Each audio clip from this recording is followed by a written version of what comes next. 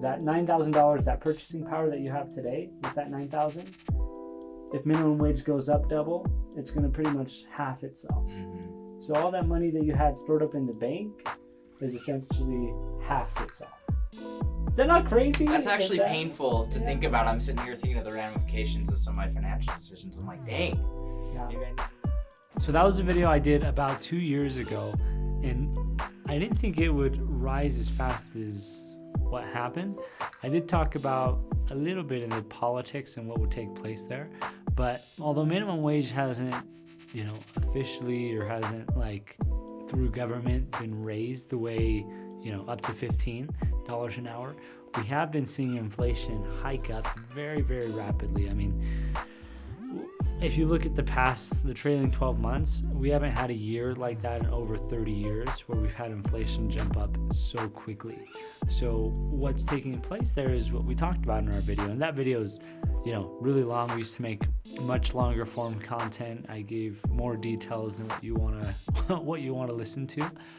But bottom line is we've continued to see inflation take place. I talked about, $9,000 at 3% down for a $300,000 house, which back then that year, we helped lots of people buy $300,000 homes with $9,000. What is that home worth today? Well, I'll take a Springville one that we did around that time frame. It was like $275.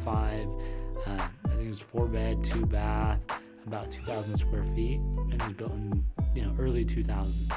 That house today is worth closer to $470 to about $500, again depending on if they've done anything to it and what condition it's in, but pretend they haven't done anything to it. That $9,000 that they put down has gone up almost $230,000. I mean, there's no other place where you can see that kind of appreciation that's safe and isn't super sketchy than real estate, and specifically owner-occupied real estate, right? Because if you had to do 20% down, those returns would still be very favorable, and we have had a very favorable last couple years. But if you take a look at that with 3% down, that is absolutely insane, which is the beauty of real estate, and it's the beauty of what we've been doing. It's kind of the cool thing of having made videos for the last couple of years, so we can go back and see what we said, if anything that we said was right, if anything that we said was wrong. So far we've played out pretty well. I didn't think inflation would rise up this quickly. Again, I was thinking we'd take and review this video 5 years later, but with how much it's risen over the last little bit, I felt like it was worth talking about. And again, I don't go as deep on the data as I used to, but bottom line, I don't think we're at the peak. I think we're going to continue to see things go up and up and up until that becomes a new normal. Because everyone's like, oh, when are we going to see our crash? When are we going to see our crash? In an inflationary market, we don't necessarily see this hard crash like we saw in 2008, especially in real estate. We see these things become the new norm, and we just see our currency devalued.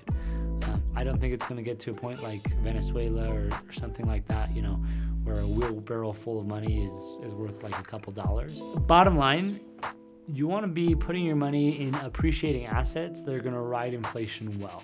Hope you guys like this video. We'd love to connect. Feel free to follow and subscribe on our channel, and we'll keep putting out content and talking about what's taking place in the market, specifically in the Utah real estate market.